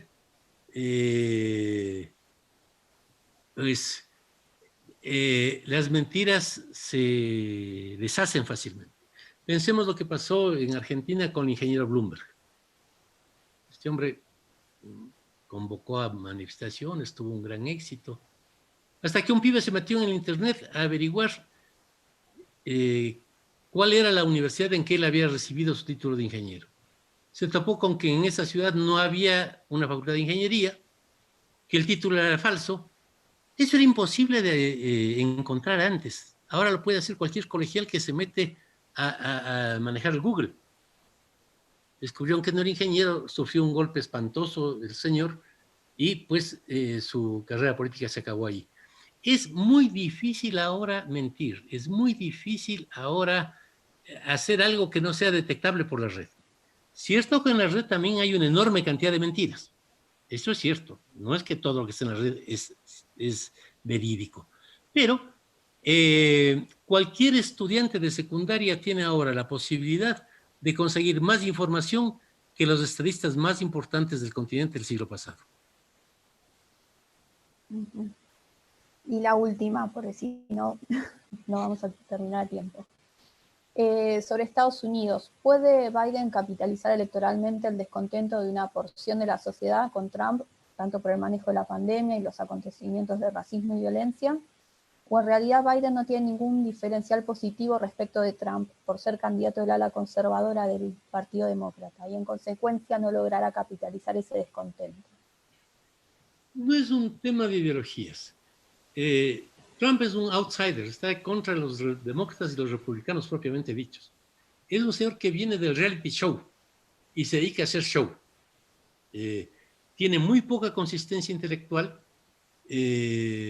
tiene una egolatría y un autoritarismo desmesurados que atentan contra la básica forma de ser de los norteamericanos, que siempre vivieron más vinculados al sentido común. Mientras las grandes democracias de Europa tuvieron grandes autores que escribieron cosas importantes, Estados Unidos se formó con el common sense, el sentido común. Trump va contra el sentido común. Yo creo que Biden es un candidato muy aburrido. Me encantaría ayudar en esa campaña porque que Trump no gane me parece que es un servicio a la humanidad. Hay que lograrlo. Pero es difícil. A mí me habría encantado, si le cuento esto es una locura, me habría encantado Bill Gates como candidato del Partido Demócrata. Barríamos 80-20 al señor Trump y podíamos ir a un Estados Unidos distinto y con otros valores. Biden no es una maravilla de candidato, pero en una campaña se vota por y contra. Hay gente que votará por Biden porque es un tipo preparado, efectivamente, porque es demócrata, pero habrá una gran porción de norteamericanos que votará por Biden para impedir que Trump sea presidente. Si yo fuese norteamericano, estaría entre ellos. No puede ser que sea presidente un señor que aconseja inyectarse detergentes a la gente. No puede ser presidente de Estados Unidos un señor que felicita a la policía de Pensilvania porque muere Floyd. Me parece espantoso. Entonces, mucha gente dirá lo mismo y para que no gane Trump van a votar por Biden. Yo estoy seguro que Biden va a ganar las elecciones. Y la debilidad de Biden de ser aburrido y quizás poco energético y poco original y todo eso, ¿no puede ser una fortaleza ante un presidente tan, digamos, tan extrovertido y tan, digamos, todo el tiempo diciendo cosas y contradiciéndose y quizás como juega acá un poco el contraste entre De la Rúa y Menem? Puede ser, pero estamos en una época en que los valores de los jóvenes se han difundido mucho. Los jóvenes norteamericanos quieren una nueva sociedad y esa nueva sociedad está basada en valores distintos, en formas de ser distintas. Mira, cuando tú vas a Silicon Valley, a la Universidad de Stanford, no ves a nadie con corbata. Nadie es nadie, ni los decanos ni nadie, porque ese es un símbolo de vejez. Tú sabes que en las principales empresas, en las más grandes del mundo, no hay un sitio para que estacione el dueño de la empresa, el gerente de la empresa. Gates tiene que ver dónde estaciona en el estacionamiento de su empresa. El sentido de igualdad de los trabajadores y los dueños y los que hacen la empresa es enorme. El sentido de equipo es enorme. Son otros valores de solidaridad, etcétera, que están ya funcionando. También la xenofobia es una de las cosas más despreciables del pensamiento político, me parece a mí. Hay otros que les gusta. Pero tú sabes que en Silicon Valley el 35% de las personas son amarillos o negros. Silicon Valley es un crisol de razas de todo tipo que encuentran lo positivo de trabajar con gente distinta. No hay ahí un único principio, uno que sea dueño de la verdad. No, es otra forma de ver el mundo que ojalá se expanda. Bueno, la verdad que me quedo 15 preguntas pendientes.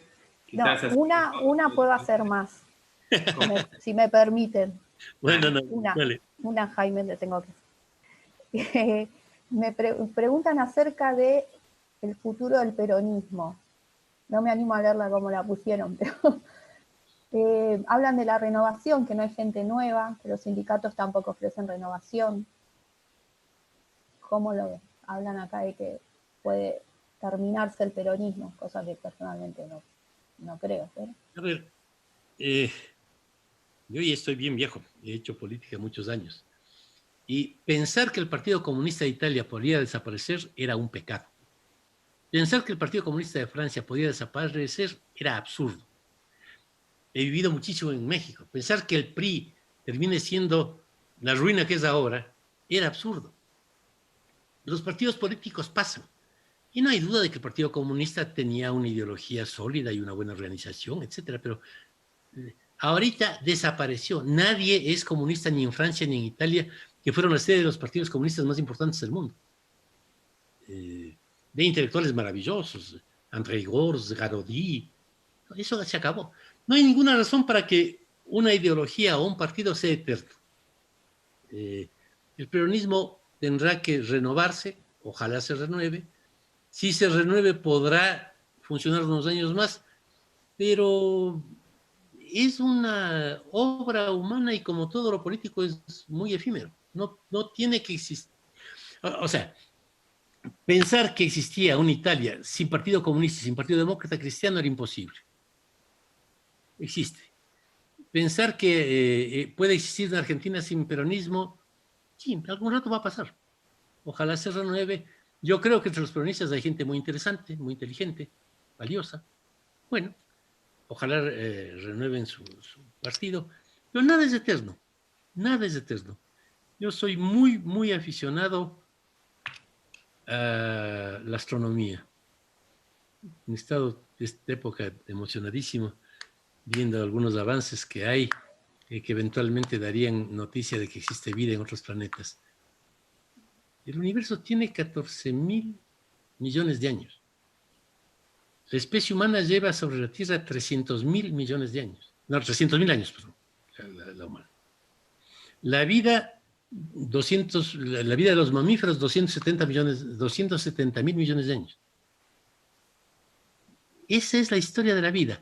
A mí el concepto de la gran historia que desarrolla mucho David Christian me parece genial. Comprendámonos dentro de la gran historia del cosmos para ser también modestos. Algunos autores creen que sus teorías son eternas. No, nada es eterno. Somos simplemente seres que podemos aproximarnos un poco más a la felicidad si trabajamos honestamente con nuestra cabeza. Bueno, por mi parte ya las preguntas las hemos hecho.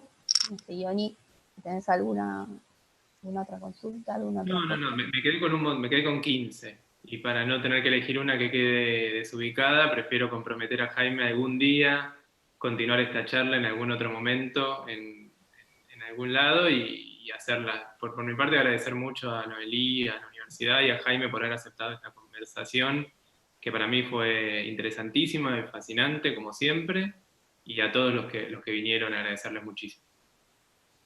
Sí, bueno, nosotros por nuestra parte los despedimos a Jaime con un agradecimiento muy grande porque había comprometido 1 hora y ya van casi 2. A Ioni por proponerlo, por llevar adelante la charla. Como dije, fuiste uno de los primeros, sos casi como parte fundante de la jornada de comunicación y amigo de la casa de la Universidad de Lomas. Así que gracias a todos los que estuvieron participando, enviando preguntas, si alguna quedó afuera pido disculpas, y nos encontramos en las redes y a través del correo electrónico y de esta manera virtual como siempre. Así que les agradezco a todos por estar. Gracias. Muchas gracias. Chao. Hasta luego.